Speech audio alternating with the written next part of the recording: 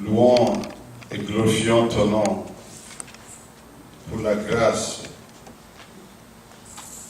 Ta grâce à notre endroit est une montre de tes bontés et de tes faveurs. Nous nous laissons entre tes mains. Nous te bénissons, te célébrons et t'exaltons, oh Dieu, pour toute ta louange, pour ton amour, pour la joie et la paix que tu nous communiques. Merci Seigneur pour tout ce que tu es pour ton peuple que nous sommes. Sois réellement béni, sois élevé, sois glorifié en tout Père, dans le puissant nom de Jésus. Amen. Amen. Amen. Amen. Que le Seigneur vous bénisse. Amen. J'étais en train de méditer la parole de Dieu par rapport à une interrogation. Je reçois de temps à autre des questions. Vous savez, nous avons plusieurs personnes qui nous suivent aussi au dehors, notamment par les biais de l'Internet, où nous passons tout ce que nous voyons ici ensemble. Des gens peuvent le suivre également à distance. Je reçois des questions, je reçois des sollicitations d'en dehors des États-Unis, du Canada, de l'Europe. Et les gens me posent des questions sur ce que je suis en train de dire, sur la nature des enseignements que nous donnons. Je voudrais ici, dans la démarche de répondre, parce que certains auront la réponse par les moyens dont ils ont eu à obtenir les questions, mais également éclairer ceux qui ont la possibilité d'être avec nous face à face sur les mêmes préoccupations. Pour dire que Dieu me met à cœur un souci. Et ce souci, c'est de simplifier les choses de façon que l'on comprenne l'œuvre de Dieu en Jésus.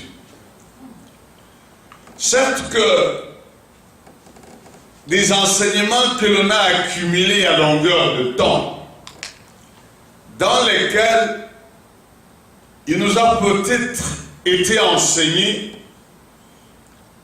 que c'est par nos efforts, c'est par des choses que nous pouvons faire, que nous pourrons atteindre les faveurs de Dieu.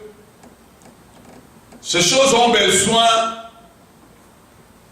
d'être éliminées pour que le fondement valable soit posé à nous. Amen.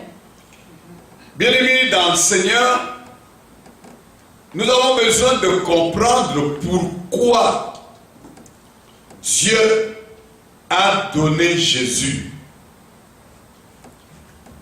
Il me semble que beaucoup de ceux qui prient Dieu sont dans une sorte de comportement qui consiste à attirer Dieu ou ses faveurs par le moyen de ce que nous pouvons faire. C'est-à-dire faire des choses qui attirent la pitié de Dieu, faire des choses qui sont comme un salaire, un marché, un prix qu'on paye à Dieu.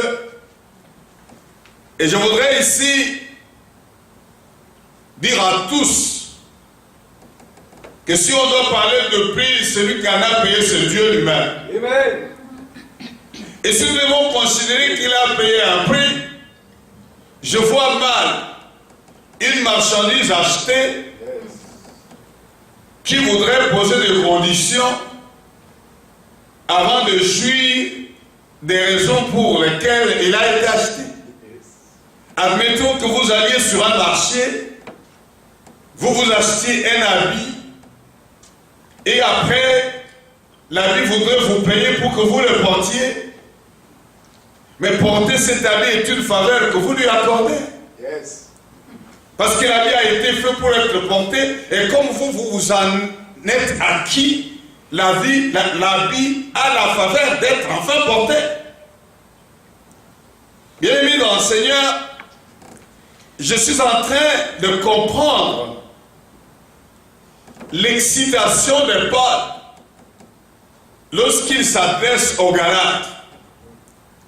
Je suis en train de comprendre le souci de Dieu lorsqu'il nous regarde dans notre comportement devant des choses qu'il nous donne. Et nous lui disons non, nous ne voulons pas de la gratuité. Dis-nous le prix. Ton prix sera le nôtre, nous allons payer. Et beaucoup de chrétiens font ça. Beaucoup de chrétiens veulent payer Dieu. Ils ne comprennent pas la raison de l'exigence de Dieu. Il me semble, et lorsque je lis dans les Écritures, je comprends cela et je voudrais vraiment apporter cette réponse à chacun aujourd'hui. Il me semble que l'on ait mal compris la loi. Pourquoi Dieu a-t-il donné la loi? Pourquoi Dieu exige-t-il à son peuple d'être saint? Et soit dit en passant que la sainteté que Dieu nous demande, Dieu lui-même contribue à cette sainteté-là. Parce que nul ne peut être saint sans Dieu. Israël a tenté, il n'est pas arrivé à cette sainteté sans Dieu. Oh, je bénis Dieu de comprendre que des choses qui étaient pour moi difficiles, impossibles, Dieu les a rendues possibles par le sacrifice de Jésus à la croix. Amen. Je ne cesserai de le dire.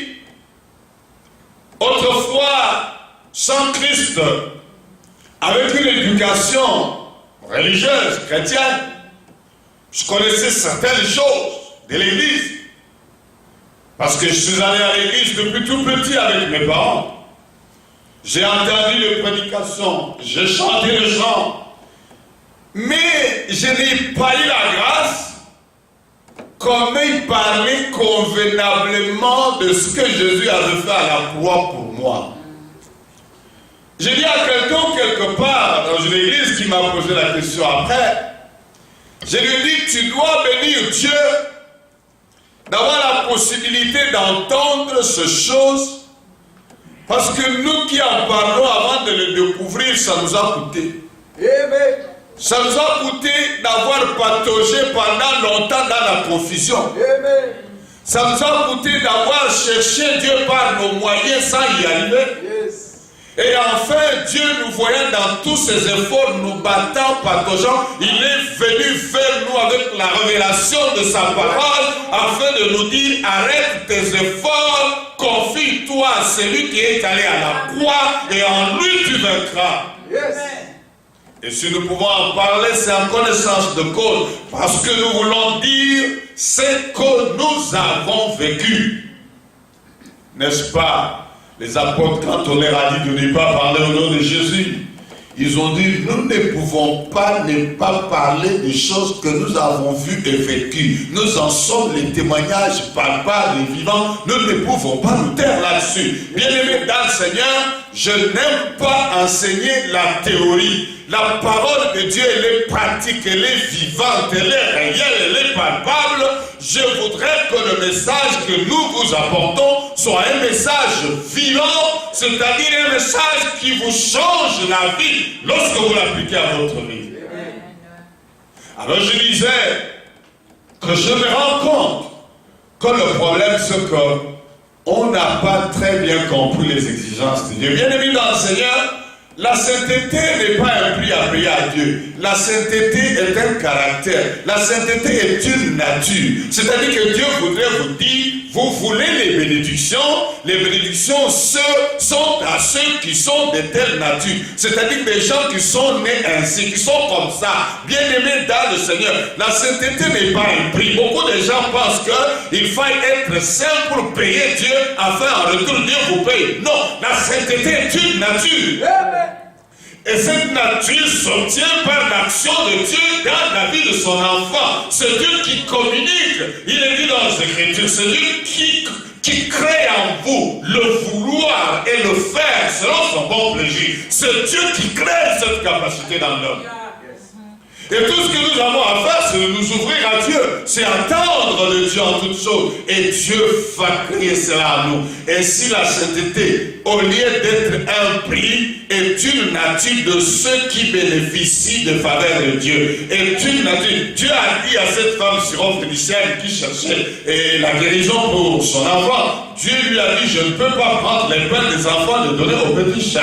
En d'autres termes, je ne peux pas prendre la nourriture destinée à une catégorie précise d'individus. Et cette catégorie, ce sont ceux qui ont la vie de Dieu, ceux qui ont reçu Dieu dans leur vie, ceux qui ont accepté Jésus, tel que nous les voyons dans les Écritures, ceux qui ont cru en son nom, ceux qui l'ont accepté. Il leur a donné le pouvoir de devenir. Bien aimé, devenir enfant de Dieu n'est pas une chose de la naissance terrestre, non. C'est un pouvoir que Dieu communique. Lorsque l'on donne sa vie à Jésus, lorsqu'on accepte Jésus dans sa vie, Jésus vous communique le pouvoir de devenir. Ainsi, vous ne pouvez pas sortir de la vraie manière de vivre que nous avions hérité de notre naissance selon la terre et devenir enfant de Dieu sans que ce pouvoir n'ait eu ce effet dans votre vie. Yes.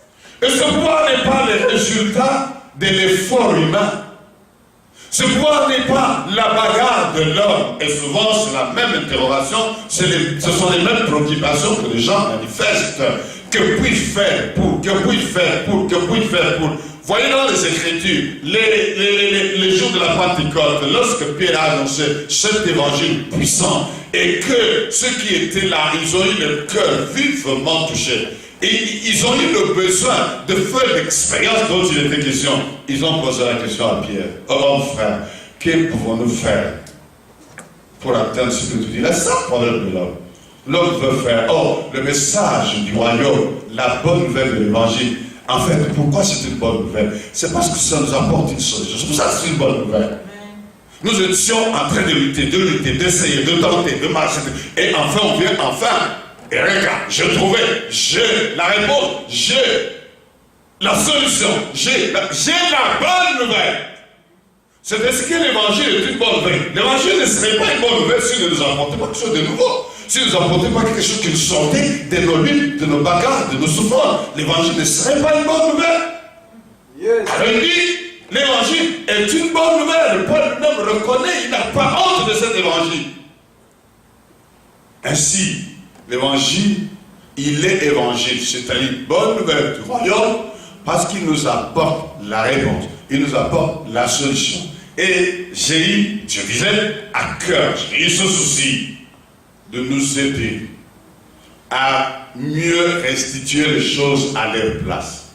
Si déjà au départ nous ne comprenons pas la loi, au moment où il l'a donnée à Israël, nous ne comprendrons pas beaucoup de choses qui relèvent de l'exigence de Dieu pour marcher avec Dieu. Dieu tient compte de la vie de celui qui marche avec lui. Et la loi a été donnée pour que l'homme puisse comprendre que pour être avec Dieu, bénéficier de Dieu, il faut être dans la dimension de ses exigences. Ainsi, dans ses exigences, c'est lui qui vous communique la vie, le vouloir et le faire. C'est lui qui le fait. Et ainsi, nous allons arrêter de continuer à vouloir acheter Dieu, vouloir payer Dieu. C'est comme si on voulait corrompre Dieu. L'homme est habitué à la corruption, mais Dieu ne peut pas être corrompu. Et en quelque sorte, beaucoup de choses. Vous voyez certaines personnes, quand ils ont besoin de certaines faveurs, ils ont besoin de Dieu, ils veulent que Dieu agisse en leur faveur, ils ont des situations qu'ils voudraient régler avec Dieu, vous le voyez corriger leur façon d'être. Vous trouvez celui que vous connaissiez un peu barbare, un peu ceci, vous le voyez, ce truc-là devient très correct, mais il y a quelque chose qui a changé là. La personne là, elle est venue, puis dit, oui, pendant ce temps, il prie. Pourquoi? Parce qu'il s'est dit, comme je suis dans un temps où je prie, je règle les choses avec Dieu, je trompe Dieu. Comme ça, Dieu se dit, ah, enfin, les gars va changer, et il me donne ce que je veux. Et après, mais vous pensez que Dieu, il est dupe, on peut le tromper, mais Dieu, il sait ce que tu seras demain. Dieu, il sait ce que tu seras l'année prochaine. Dieu connaît toutes tes décisions. Donc, on ne peut pas tromper Dieu aujourd'hui. Il dit, je me fais ça aujourd'hui, comme ça, je corromps Dieu, et après, hop, dès que j'ai la chose que je veux, Dieu, au revoir, on se réveillera quand j'aurai encore des besoins. Non, ça se passe pas comme ça. Dieu, il nous connaît.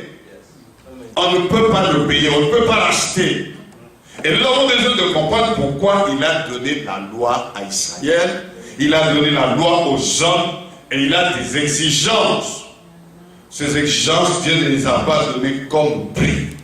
Il ne les a pas données comme une évaluation quelconque à échanger contre les choses que nous attendons de Dieu. Si nous ne comprenons pas bien les choses de Dieu telles que lui-même les présente, nous allons avoir beaucoup de problèmes. Beaucoup de problèmes. Et malheureusement, beaucoup de prédications ou enseignements qui sont donnés, c'est dans le but de développer l'homme dans les efforts continuels. Ce n'est pas dans le but de l'aider à croire à ce qui a été fait. Bien aimé, le but de l'évangile, ce sera croire en ce qui a été fait.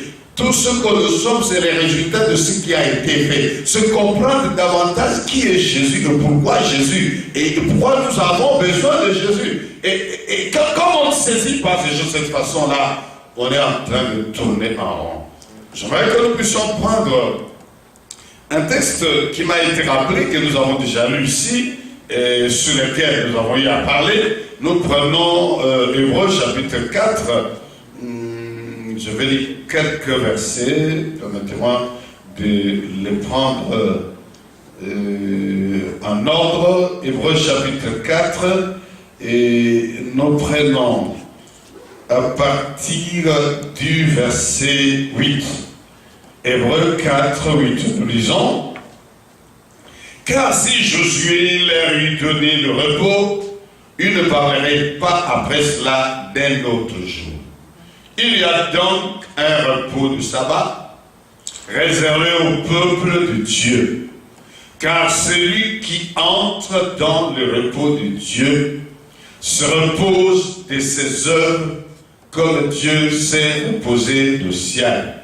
Efforçons-nous donc d'entrer dans ce repos afin que personne ne tombe en donnant le même exemple de désobéissance, car la parole de Dieu est vivante et efficace, plus tranchante qu'il n'est plus quelconque à deux tranchants, pénétrante jusqu'à partager âme et esprit, jointure et moelle, elle juge les sentiments et les pensées du cœur. Amen. Amen.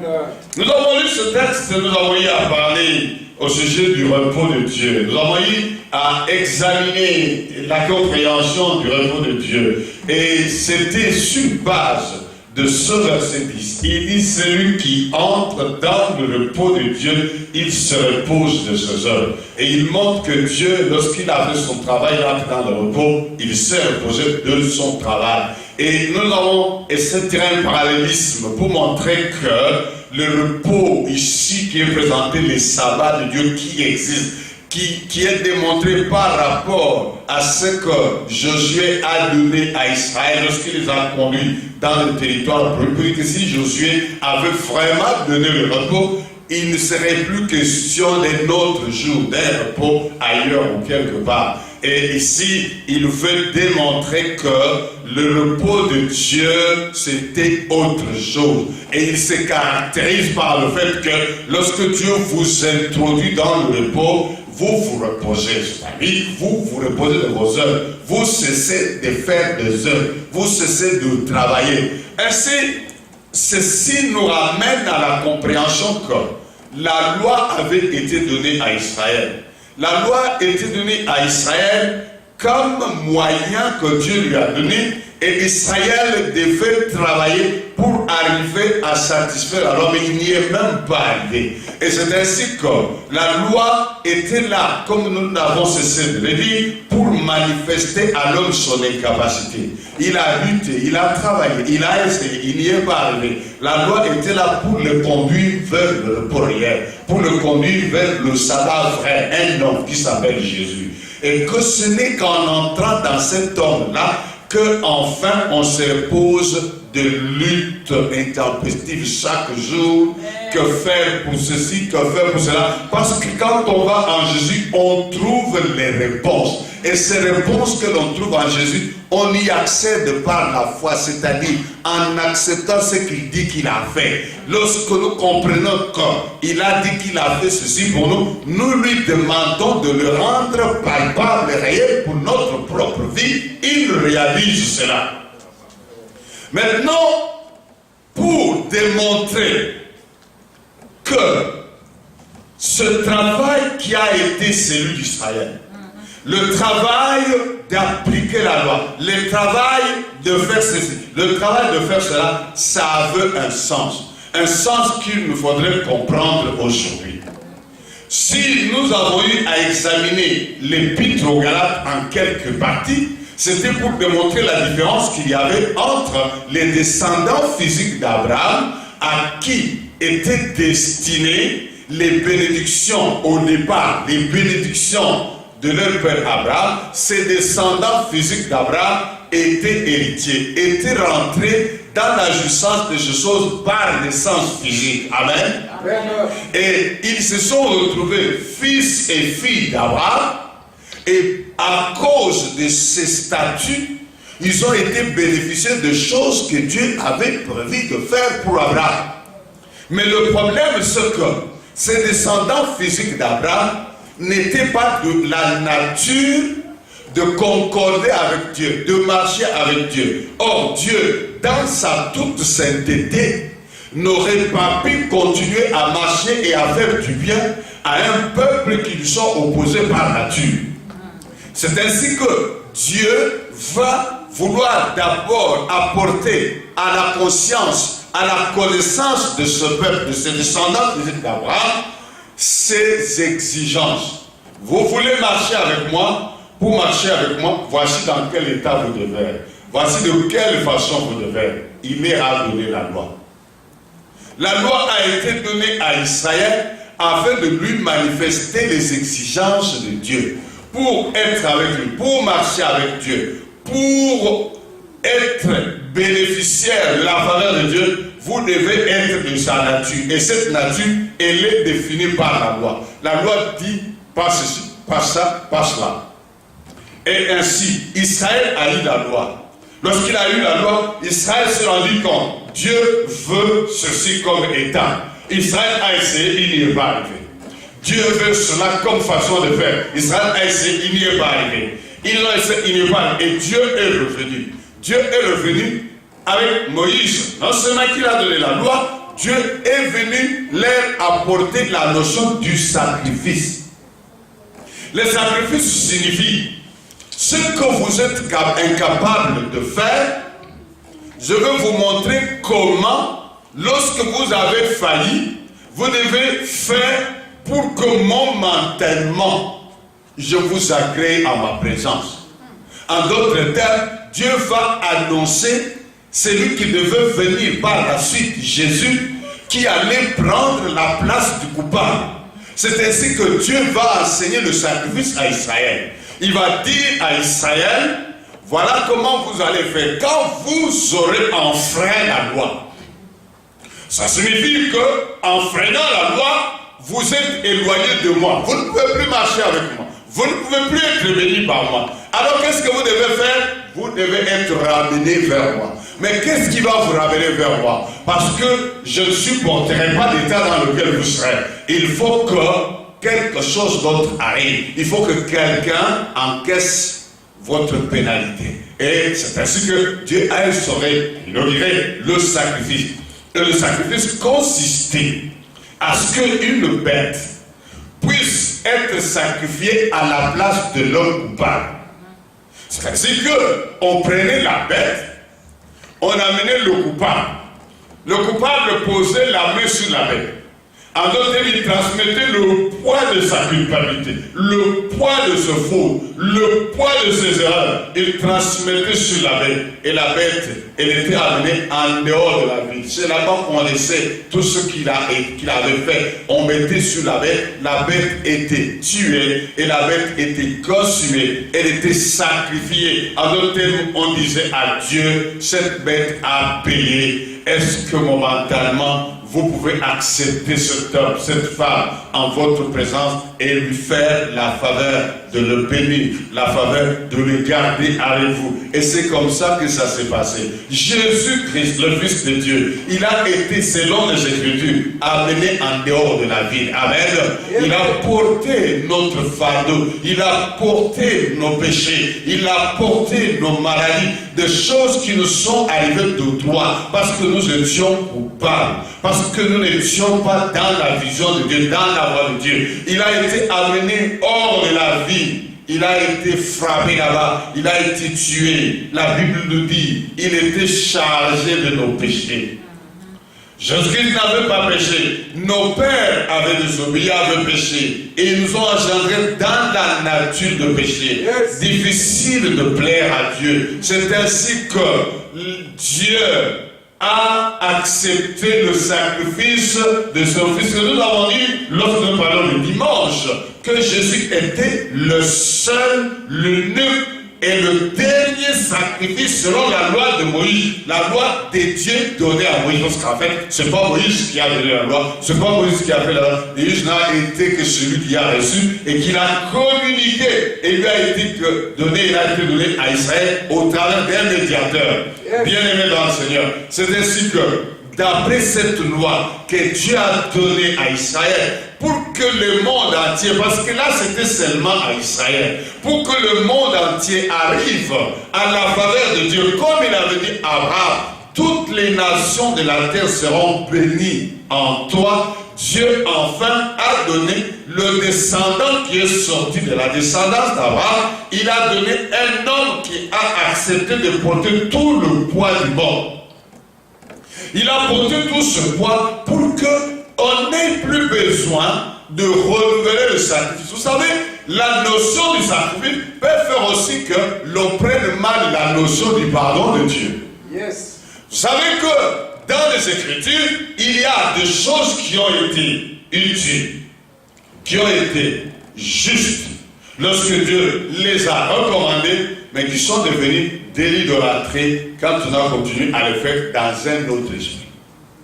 Yes. Vous savez que le serpent d'airain qui avait été donné à Israël lorsque, encore une fois, il a péché, on lui a donné le serpent d'airain qui est comparé à Jésus. Et Jésus lui-même dit, comme Moïse avait dressé le serpent d'airain, afin de protéger le peuple contre la morsure du serpent, tous ceux qui regardaient au serpent d'airain étaient libérés de la morsure des serpents. Ce serpent avait été utile en ce moment-là, en ce temps-là. Mais plus tard, allez lire dans les Écritures, vous verrez, plus tard dans Ézéchiel, qu'il a détruit ce serpent-là. Mais pourtant, ce serpent était quelque chose donné par Dieu. C'est Dieu qui avait demandé qu'on le fasse. Mais pourquoi ce serpent a été détruit? Parce que ce serpent, comme, si vous voulez aujourd'hui, comme un vestige historique, il était devenu un objet d'idolâtrie. Il y a aujourd'hui même des hommes de Dieu utilisés avec fonction et puissance par Dieu qui sont par la suite devenus un objet d'idolâtrie. Au lieu que désormais on voit Dieu, on ne voit plus Dieu, on voit ces hommes-là. Bien-aimé dans le Seigneur, il y a des choses que Dieu peut faire détruire parce que ces choses ont commencé à dévier par leur existence la compréhension des choses de Dieu. Yes. Et Dieu peut détruire ces choses-là. Nous voyons l'exemple, comme je vous dis là, le serpent d'airain a été détruit. Parce qu'au lieu de permettre, d'aider à reconnaître Dieu, à identifier Dieu, le serpent d'airain a commencé à être utilisé par les hommes. Ce n'est pas lui qui est devenu quelque chose de village dans son temps, mais après, il a commencé à être utilisé de façon à empêcher le peuple de voir Dieu. Et il a été détruit. Amen. Bien-aimé dans le Seigneur, ainsi disais-je, Jésus est venu, il a pris notre place. Comme le sacrifice d'autrefois, Jésus est le dernier sacrifice. C'est-à-dire qu'après Jésus, il n'y a plus d'autres sacrifices à faire. Il n'y a plus d'autres travail.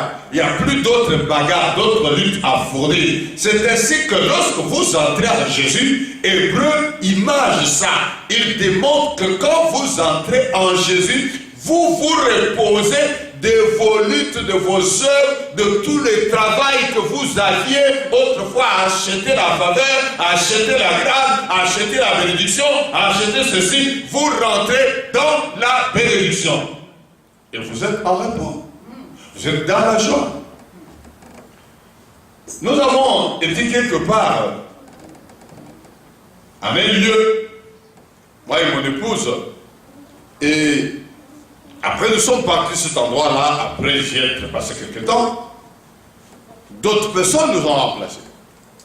Et la même personne qui nous a gérés dans l'habitation à ce lieu-là, c'est la même qui a continué, vous savez, comme quand vous êtes comme dans un hôtel ou un lieu, il y a la même personne voit plusieurs passagers qui viennent et partent, ils viennent et partent. Un jour, nous repassons, nous revoyons la même personne, nous dit, ah, j'ai pensé à vous. Nous disons comment, il dit, ah, après vous là, on a reçu une famille de personnes qui prient beaucoup. Et nous sommes contents, on a dit, ah, après, de chrétiens, on reçoit des chrétiens. Mais, on a été un peu dessus. On dit, comment ça? Il dit, ces chrétiens que nous avons reçus ici n'étaient pas comme vous. Je dis, comment? Quelle différence vous avez vue? Il dit, apparemment, c'est les chrétiens qui ne croient pas dans leur message. Ah, ça, c'est quelqu'un, un observateur. Il dit, ces chrétiens ne dormaient pas. Il dit, vous dormez en paix. Vous vous réveillez en paix. Vous étiez bien. Il dit, ces chrétiens qu'on a eu ici, ils ne se reposaient pas. Nous nous sommes demandé, mais si être chrétien c'est ça, alors ça ne sert à rien. Nous dit, mais qu'est-ce qui se passe? Il dit, ces chrétiens-là que nous avons eu après vous, ils passaient toute la nuit en priant. Mais quand ils priaient, ils disaient quoi? Parce qu'ils priaient toujours très fort et nous entendions.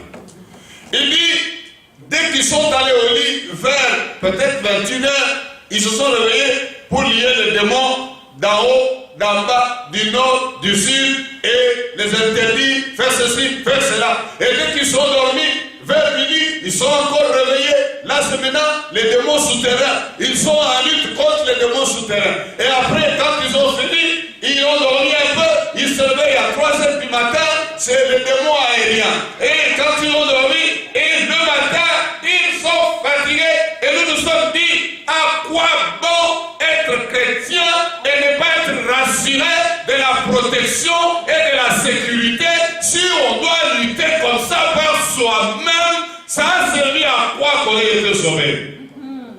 Parce que quelqu'un qui ne prie pas, qui fait une observation, qui a regardé le chrétien.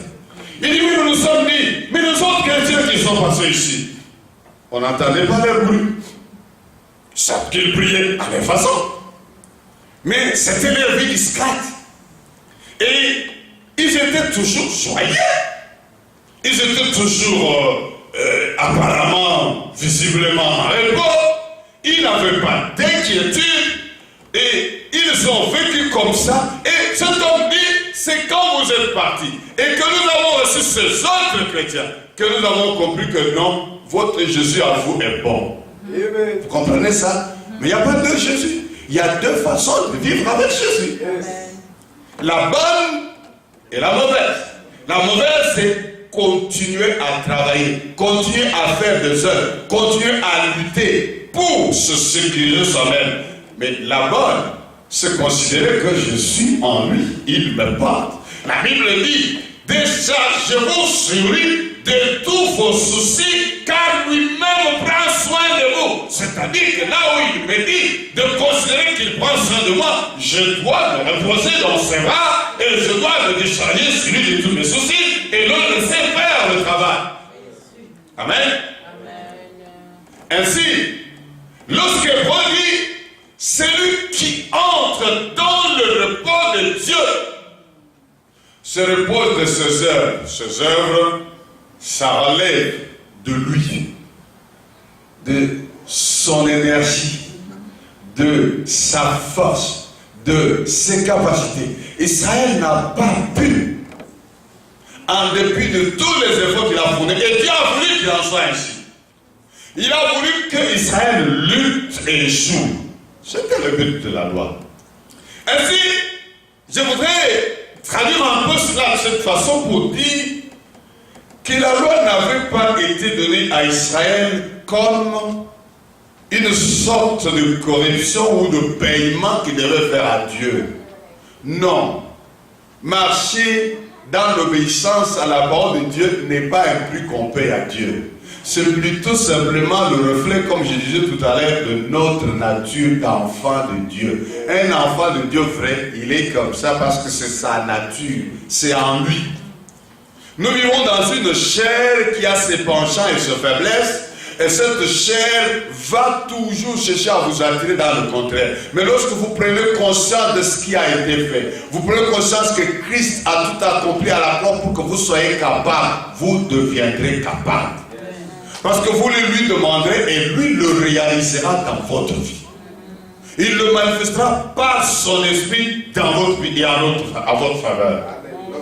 Ainsi la loi était donnée à Israël, elle était comme un avantage, une faveur. Dieu dit, vous êtes descendants d'Abraham, j'ai prévu de bénir Abraham. Mais pour que la bénédiction d'Abraham vous soit aussi en partage, vous avez besoin d'être de la nature qui convienne à moi. Né d'Abraham, mais aussi de la nature de Dieu. Et cette nature, la loi va vous la montrer. Voilà comment, quand on veut marcher avec Dieu, on doit, la nature qui doit être la vôtre. Et Israël s'est rendu compte que cette nature, il ne l'a pas. Et c'est pour ça que la loi lui a été donnée. Elle lui a été donnée pour qu'il soit incapable, qu'il découvre qu'il était incapable, qu'il découvre qu'il ne peut pas accomplir la volonté de Dieu, qu'il découvre et comprenne cela.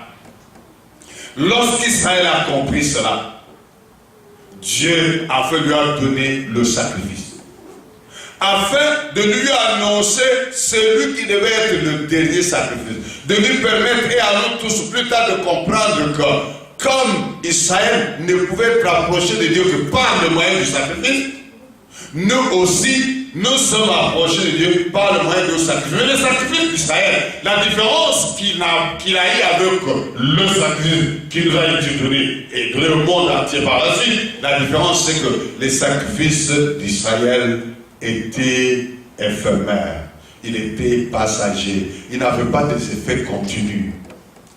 Mais le sacrifice de Jésus est unique et il est perpétuel. Il n'est pas renouvelable. C'est le même sacrifice. Jésus a fait cela une fois pour toutes, afin que tous ceux qui se confieraient à lui puissent jouir de ce que lui a fait. Il s'est présenté à notre place, à Dieu, afin d'encaisser notre châtiment, pour que nous puissions obtenir la faveur de Dieu et être pardonnés. Alors, je voudrais lire un texte dans Galates, et le chapitre, on va prendre Galates, le chapitre 2, nous avons lu quelques versets de Galates la fois dernière. Le chapitre 2, je prends, prenons à partir du verset 14, Galates 2, 14. Voyant qu'il ne marchait pas droit selon la vérité de l'évangile, j'ai dit à Céphas, en présence de tous, si toi qui es juif, tu vis à la manière de païen, et non à la manière de juif, pourquoi forces-tu le païen à judaïser? Nous sommes juifs de naissance, et non pécheurs d'entre les païens. Néanmoins, sachant que ce n'est pas par les œuvres de la loi que l'homme est justifié, mais par la foi en Jésus-Christ. Nous aussi, nous avons cru en Jésus-Christ, afin d'être justifiés par la foi en Jésus-Christ, et non par les œuvres de la loi, parce que nul chair ne sera justifié par les œuvres de la loi. Mais tandis que nous cherchons à être justifiés par Christ, si nous étions aussi nous-mêmes trouvés pécheurs, Christ serait-il un ministre du péché? Loin de là, car si je rebâtis les choses que j'ai détruites, je me constitue moi-même en transgresseur. Car c'est par la loi que je suis mort à la loi, afin de vivre pour Dieu. Amen. Amen. Bien aimé, ici, Paul parle de la justice. C'est pas notre question sur Pierre. Pierre, l'homme qui a marché avec Jésus vivant. Paul n'a pas connu Jésus de son physique, de sa vie physique. Paul n'a connu Jésus que glorifié, Seigneur des Seigneurs, roi de roi. Et voilà que Pierre, qui a vécu avec Jésus, s'est retrouvé en difficulté à cause des Juifs. Les gens qui avaient la loi. Et qui, même convertis à Jésus, ont cherché continuellement à garder le comportement des efforts des œuvres de la loi. Ces œuvres dans lesquelles ils ont lutté, ils ne sont pas arrivés au résultat. Et ils ont lutté, mais afin ils ont trouvé le salut par Jésus, ils ont été affranchis des œuvres de la loi. Mais pour plaire aux hommes, parce que les hommes le jugeraient et le condamneraient, Pierre se retrouvait un jour dans un milieu où il y avait les non-juifs. Pendant que le juif n'était pas à cet endroit-là, Pierre a vécu avec ce non-juif de la même façon. Il a mangé avec eux les mêmes nourritures, il a été avec eux dans les mêmes maisons. Mais lorsque les juifs sont venus, Pierre a voulu se protéger contre la critique et la médisance. Il s'est retiré. Il a pris des distances de frères en Christ non juifs. Et Paul, ayant vu ce comportement, a repris Pierre. Dans la justification, dans l'aide qu'il est en train d'apporter aux chrétiens galates, il leur démontre qu'il a repris Pierre, le tout grand Pierre, celui qui est venu avant Paul, en cette matière, parce que Pierre a voulu par son comportement créer la confusion et le désordre dans le cœur de ces chrétiens qui n'étaient pas des juifs, afin de leur montrer que non, ça ne vous suffit pas simplement d'avoir accepté Jésus. Si vous ne faites pas l'effort de la loi, alors là ça ne va pas. Paul a repris Pierre. Il lui a dit: ce que tu fais ne convient pas. Si toi qui es juif par naissance et non pécheur de ceux qui sont venus, qui n'étaient pas juifs, si toi-même tu te comportes comme ça, quel enseignement tu apportes à ceux-ci qui ont reçu l'évangile, qui parle du salut par la foi? Et il explique que, néanmoins, sachant que ce n'est pas par les œuvres de la loi que l'homme est justifié, mais par la foi en Jésus-Christ, nous aussi, nous avons cru en Jésus. C'est-à-dire que moi, Paul, juif de naissance, toi, Pierre, juif de naissance, nous avons découvert que ce n'est pas par les œuvres de la loi que l'on est justifié, que l'on est sauvé. Nous avons cru en Jésus. Pourquoi tu veux inverser ce message?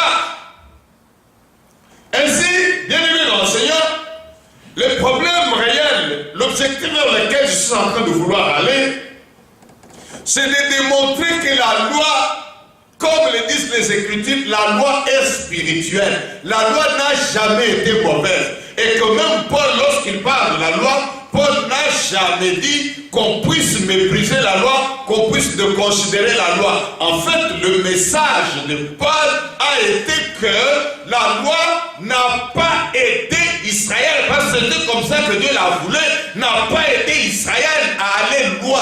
Il fallait que la loi démontre à Israël ses limites pour qu'Israël ait besoin d'un sauveur, du Seigneur qui le délivre. Amen.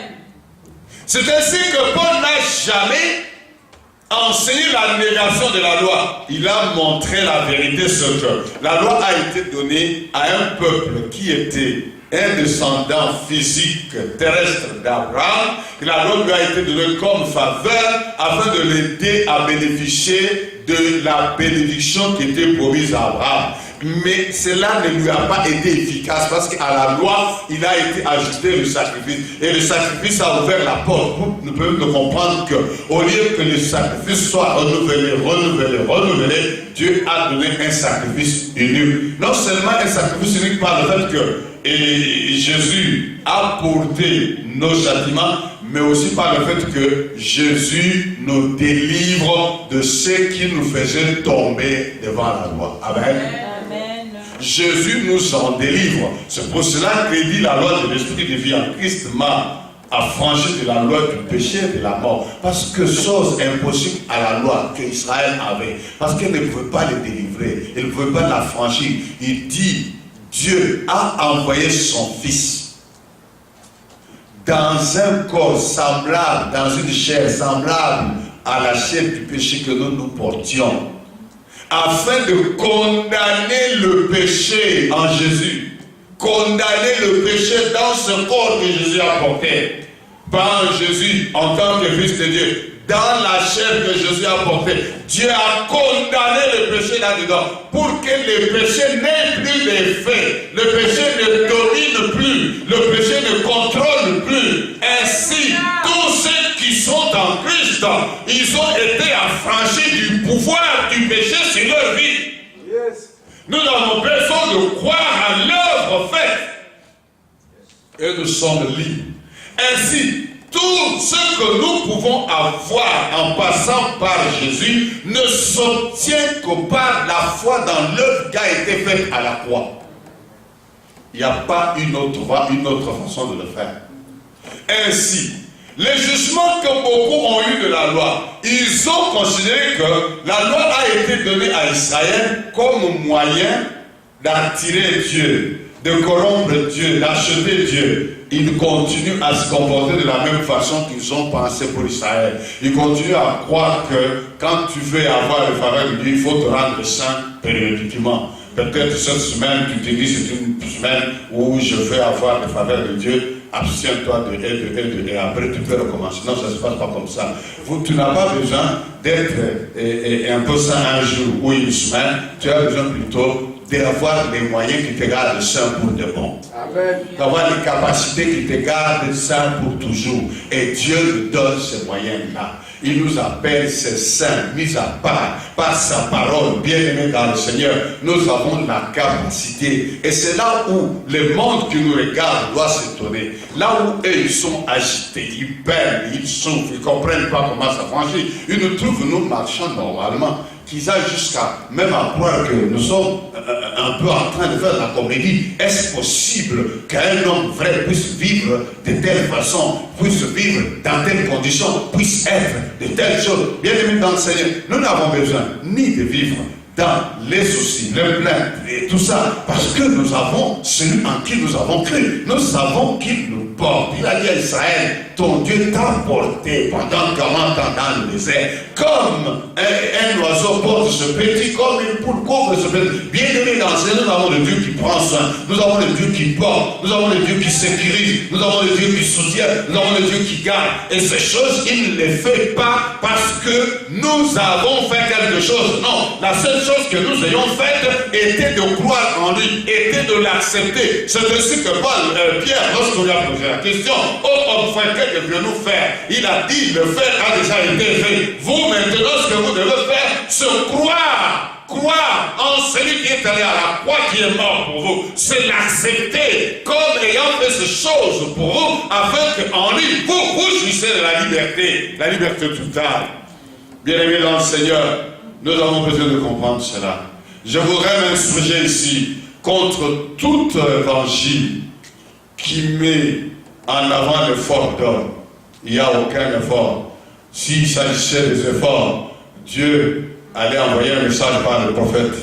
Dites aux hommes sur la terre qu'ils fassent des efforts et ils seront sauvés. Mais il a trouvé qu'il n'y avait aucun effort. Dans Hébreu, il dit, tu n'as voulu ni offrande ni sacrifice. Je vais mettre en anglais ce texte-là de Hébreu. Hébreu chapitre 10. Bien évidemment, la parole de Dieu, elle est très bonne. Elle est succulente, elle est vivante. Elle nous procure la vie et la joie. Nous prenons Hébreu 10 et Je vais commencer par le verset. Je préfère avoir un texte, une pensée complète, mais le verset qui m'intéresse, c'est 5 et 6. Mais commençons par le premier verset. Hébreux 10, on commence par le premier verset, mais c'est 5 et 6 qui m'intéresse. En effet, la loi qui possède un nombre de biens à venir sur la terre, et non l'exacte représentation des choses, ne peut jamais, par les mêmes sacrifices qu'on offre perpétuellement, chaque année, amener les assistants à la perfection. Autrement, n'aurait-on pas cessé de les offrir? Parce que ceux qui rendent ce culte, étant une fois purifiés, n'auraient plus eu aucune conscience de leur péché. Mais le souvenir du péché est renouvelé chaque année par ces sacrifices. Car il était impossible que le sang de taureau et de loup ôtent les péchés. C'est pourquoi Christ, entrant dans le monde, écoutez à partir de là, dit: tu n'as voulu ni sacrifice ni offrande, mais tu m'as formé un corps. Tu n'as agréé ni holocauste ni sacrifice pour le péché. Alors je dis: voici, je viens. Dans le rouleau du livre, il est question de moi pour faire, ô Dieu, ta volonté.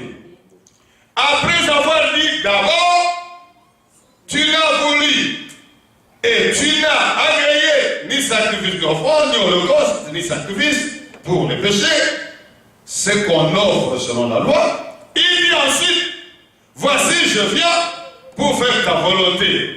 Il abolit ainsi la première chose pour établir la seconde.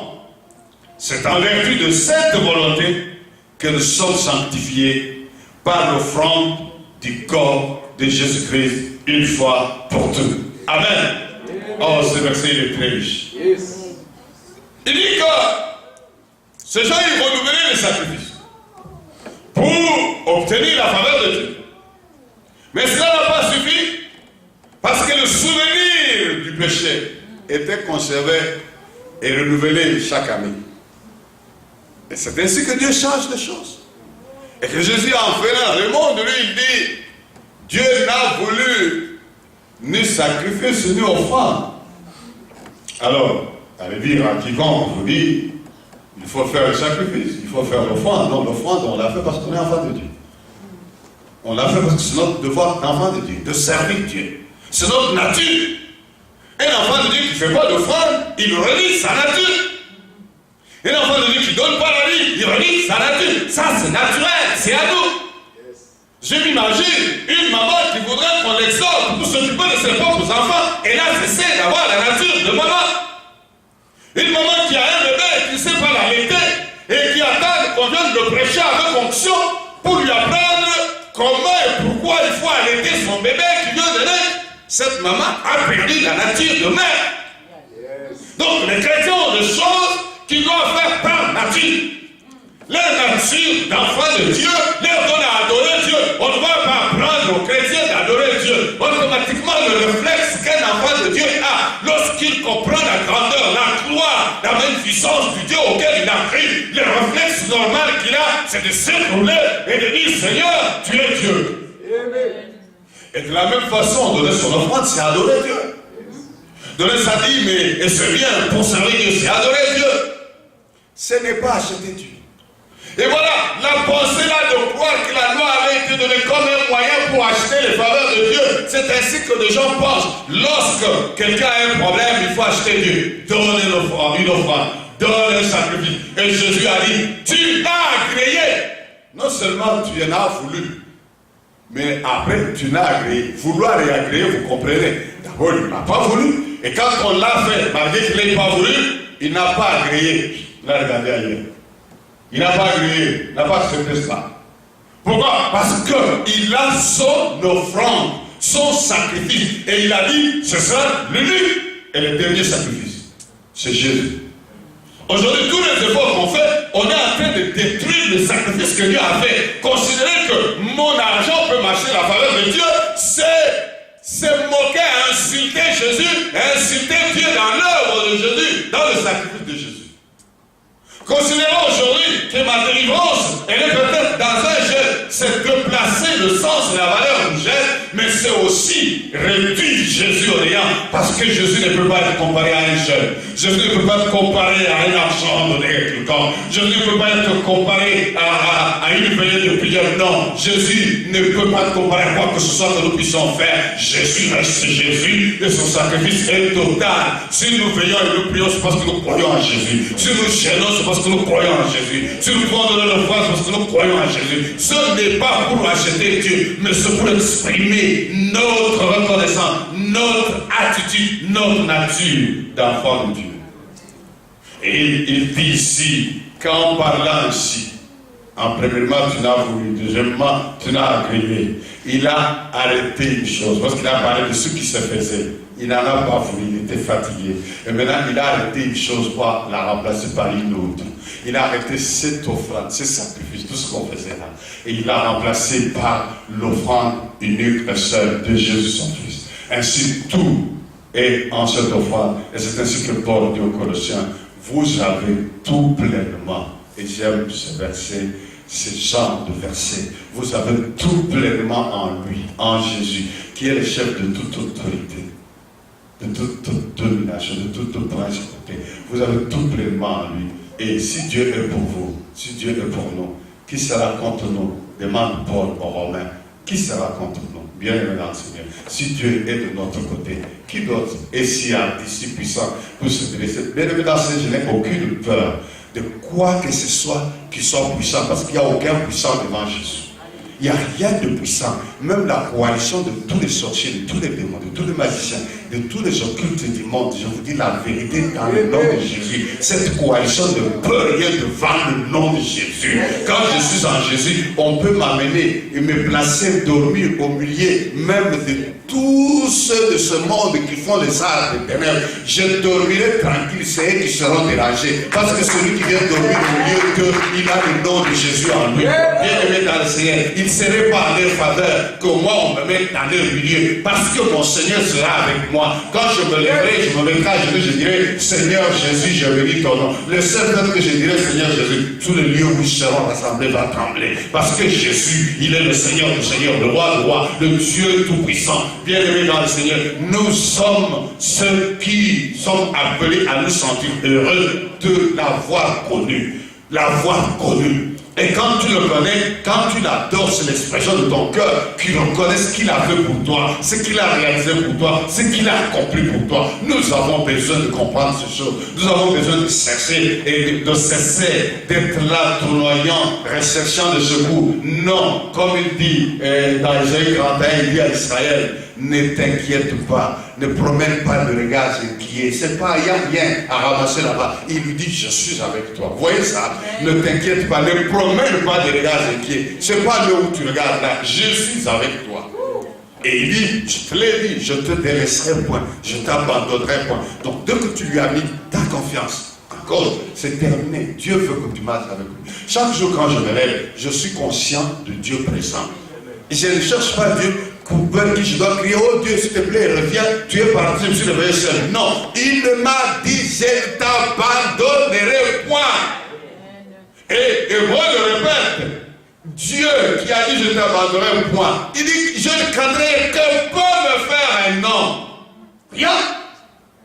Rien du tout. Bien aimé dans le Seigneur, je veux que nous puissions apprendre à marcher avec cette assurance.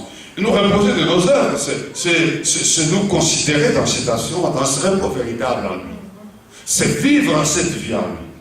Se marcher de cette façon-là. Bien aimé dans le Seigneur, nous avons besoin de comprendre ces choses. Nous avons besoin de comprendre cet évangile qui est la bonne nouvelle. C'est ça la bonne nouvelle. La bonne nouvelle nous apporte des solutions là où nous étions incapables. La bonne nouvelle nous apporte des réponses là où nous étions sans réponse. Et Jésus est la réponse de Dieu. Jésus est la bonne nouvelle en question.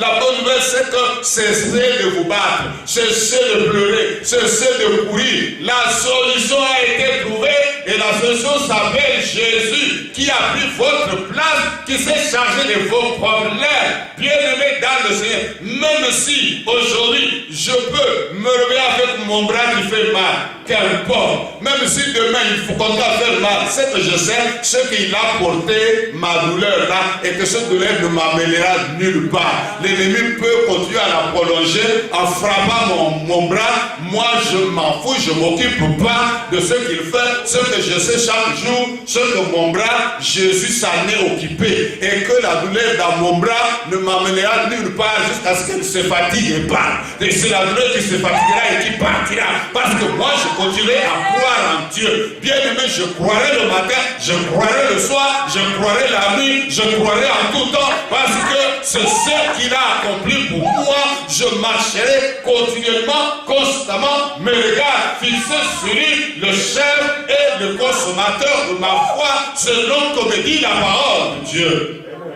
Nous avons besoin de cela, bien-aimés dans le Seigneur. Nous avons besoin de comprendre ces choses. Nous avons besoin de marcher en ces choses. Nous avons besoin de faire ce que lui nous dit de faire. Nous le faisons en tant que nature céleste. Il nous a fait participants de la nature divine. Ce que nous faisons, nous ne le faisons pas dans le but d'avoir Dieu. Nous le faisons dans le but d'exprimer notre nature. Je marche de telle façon parce que c'est ma nature. Je décide de marcher selon ma nature. Ma nature en lui, c'est ceci. Ma nature en lui, ce sera. Et je me regarde comme étant cela. C'est-à-dire que Paul a dit à Israël, vous, regardez-vous désormais comme mort et vivant. Donc mort à ces choses, vivant pour cela. Parce que la nature que vous avez, la vie de Dieu, la vie de Jésus en vous donne la capacité de... Je n'ai plus besoin de me regarder selon ce que l'aspect extérieur me fait voir ou croire. Et c'est ainsi que Paul dit, nous marchons non par la vue, mais par la foi. C'est-à-dire que mes yeux peuvent voir des choses, mais mon cœur refuse de croire dans ces choses. Parce que ces choses sont un mensonge. C'est une illusion de vue.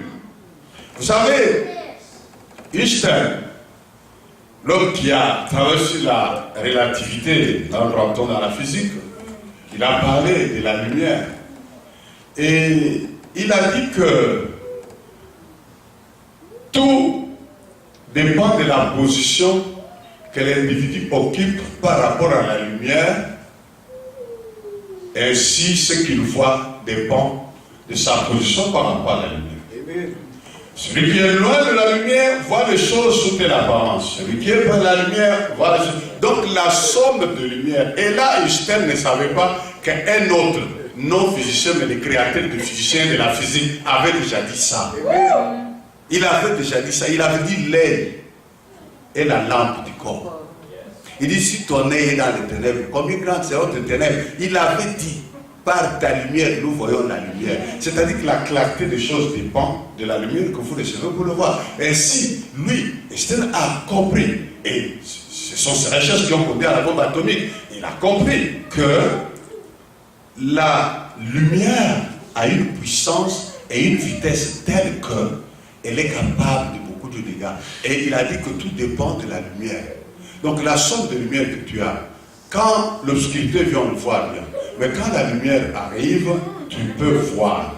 La lumière te permet de voir chaque chose telle qu'elle est. Ainsi, lorsque tu as la lumière vraie, l'illumination du Seigneur, la clarté que donne Dieu, comme il est dit dans Isaïe, lève-toi, sois éclairé, car ta lumière arrive. Bien aimé, quand ma lumière arrive, ce que je voyais comme poids, elle devient une chose normale. Ce qui me terrorisait devient une chose normale. Quand tu es dans le noir, tu peux prendre un tronc d'arbre pour un individu et dire tu vois un fantôme.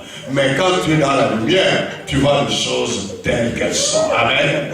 Bien-aimé, Jésus la lumière. Lorsqu'il vient, il éclaire. Il a dit, il est la lumière. Il est venu dans le monde pour éclairer tout homme. Et lorsque Jésus la lumière se lève, des choses que tu croyais être des difficultés, des problèmes, ce qui te croyait être ces choses qui vont te tuer, qui vont te détruire, tu le verras, tu comprends que ce sont des illusions de sens. Tu avais mal vu parce que tu n'avais pas suffisamment de lumière. Et maintenant que tu as la lumière, tu peux voir les choses telles qu'elles sont. Parce que c'est la lumière que tu as qui donne le sens vrai aux choses que tu vois. Les choses que tu vois sont enfin illuminées et éclairées. Tu peux le voir dans leur vraie nature. Beaucoup de gens ont démontré Satan comme étant le super puissant, le super ceci. C'est parce qu'ils l'ont vu avec leurs propres yeux. Ils ne l'ont pas vu avec la lumière de Dieu. Lorsque Israël a envoyé avec Moïse les espions en Canaan, ils sont partis. Quand ils sont revenus, ils étaient deux camps. Deux camps étaient partagés par quoi? Par le problème de lumière. Yes. Les camps sans lumière à vue de géants. Les camps sans lumière à vue de villes fortifiées. Mais le camp avec lumière n'a pas vu de géants. Les camps sans lumière, c'est vie souterraine. Mais les camps avec lumière, c'est vie des géants. Ils ont dit, ce ne sont pas eux qui sont des géants. C'est notre Dieu qui est des géants. Parce qu'ils avaient la lumière de Dieu. Ils avaient la révélation de Dieu. Ils avaient la compréhension de Dieu. Et ils ont dit, ces gens n'ont plus d'ombrage.